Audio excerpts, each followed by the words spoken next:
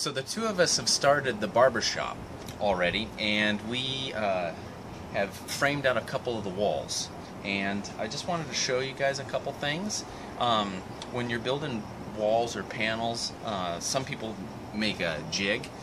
We tend to not do that just because we're always in a hurry, and we never know, we don't really have the room to have a jig. So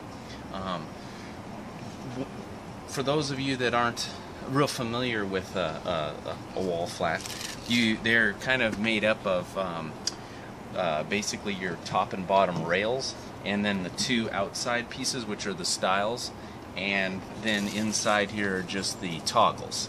And this one happens to have a window cut out. It's going to have a mirrored version of this right next to it. So I just want to show you a couple things on how we do it. Alright, for show and tell purposes, we're going to pretend that these little 3/4 by 3/4 are actually 1 by 3s, like we use for our flats. And these are going to be the stiles, the vertical up and downs. And how we usually make our marks is much like they do in residential commercial framing. This will be the rail, the top or the bottom. Typically, we'll take my tape measure, mark at every 2 feet.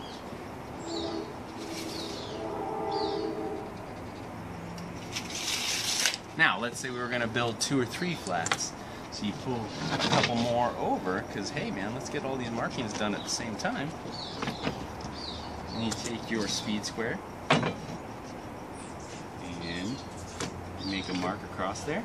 And then I usually do an X to indicate which side the toggle is. And we'll do one down here. So now, when I split these apart on each side, now I know my toggles will line up with each other going across. And I don't need to worry about any more squareness than that. In between there, I may just, you know, double check, make sure I'm at 4 foot by however long that I'm gonna do. But I start with the outside, and then I just work my way on the inside. Okay, so we have the wall back in place. And again, like basically what I just showed you, you can see all my little X marks every 2 feet. And you'll see the toggles lining up.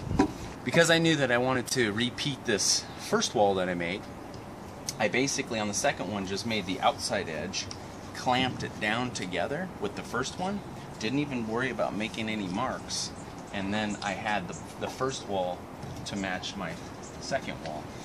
And what I'll do is when I go to skin this thing, I'll just flip it over, and now I'll have the opposite way, and I'm done. So now we're going to move on to skinning. So to skin those walls, we're going to use this 10-foot piece of Luan, and it's primed already, which is nice, but unfortunately with this wall we're just going to cover it up with wood anyway. But normally this would be nice if you planned on painting it. The walls are only 6'10" because we were matching existing maze walls from last year. So the first thing I'm going to do is I'm going to cut this down. And one way to do it is I could skin those and then just route off the end. But when I do that, that eats up like about a 1/2 inch to 3/4 of an inch of material. So, and I'm trying to use the cutoff part to skin another wall. So what I'm going to do is I'm actually going to take a piece of, I'm going to draw my mark and then take a piece of wood and clamp it into place and use that as a straight edge for my circular saw so I can cut a nice straight line. Okay, so again I'm going to cut this piece of Luan at 6'10". So what I did is I measured, and this is the actual 6'10" mark. But before I cut, I measure basically how wide the guard is on the blade, and then I minus that from the line I want to cut, and then I just clamp some kind of a straight edge as a guide.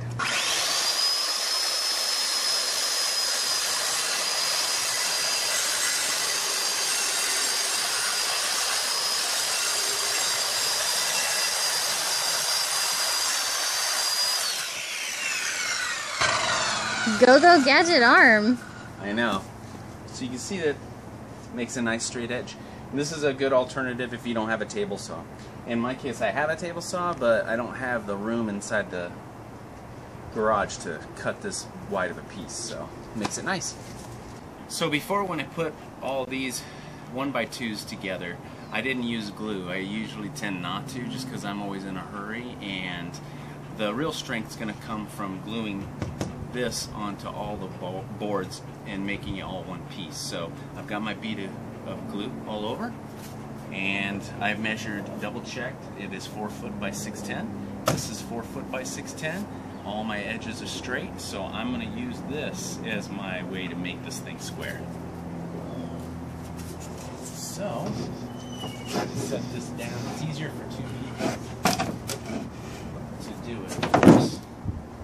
That way you can set it down without getting the glue all over the place. I'm going to start in one corner. I'm using a 1/4 inch staple gun and 3/4 inch staples. So, get this edge nice.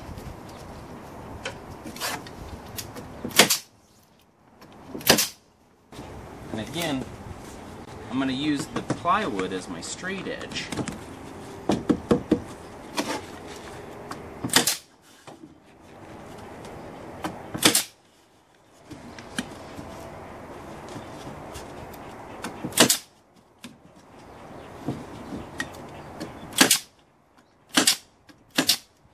So that edge is flush. Now, I'm just going to pick a side and go down it.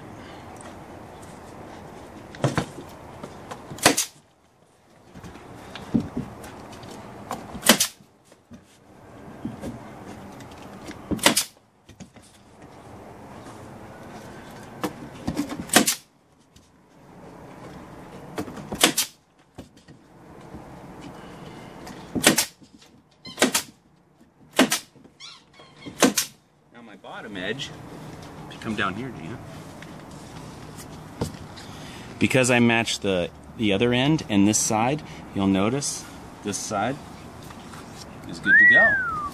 So I'm going to shoot that down.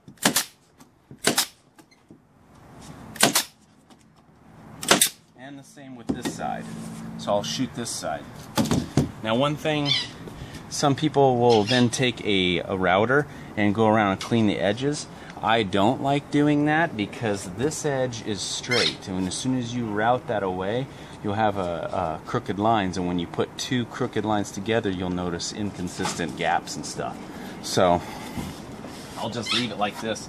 Besides, there's hardly any lip anyway if you do it right.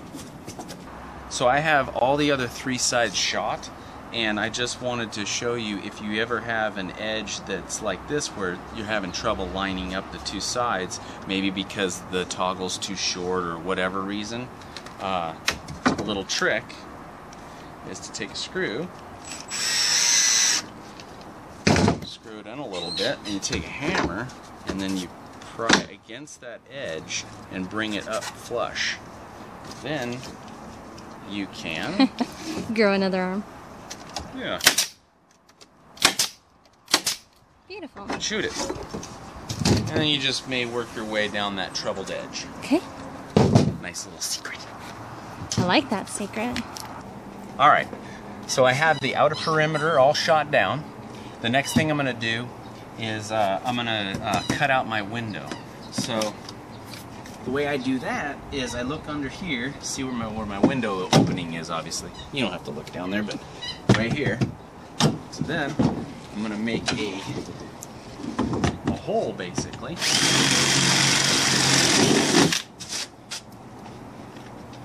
Then I take my router with a flush trim bit.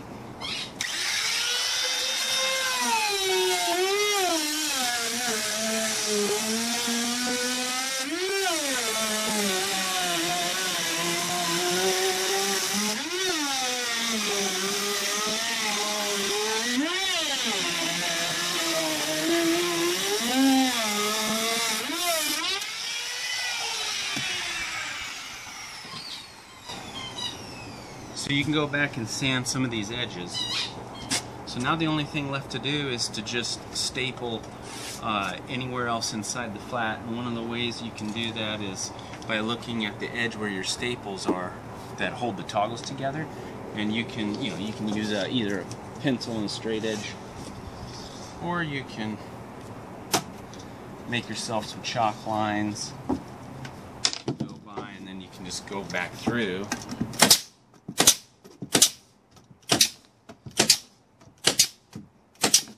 Shoot your staples, but you go through the whole thing, get it all done, and that is a quick way to do it.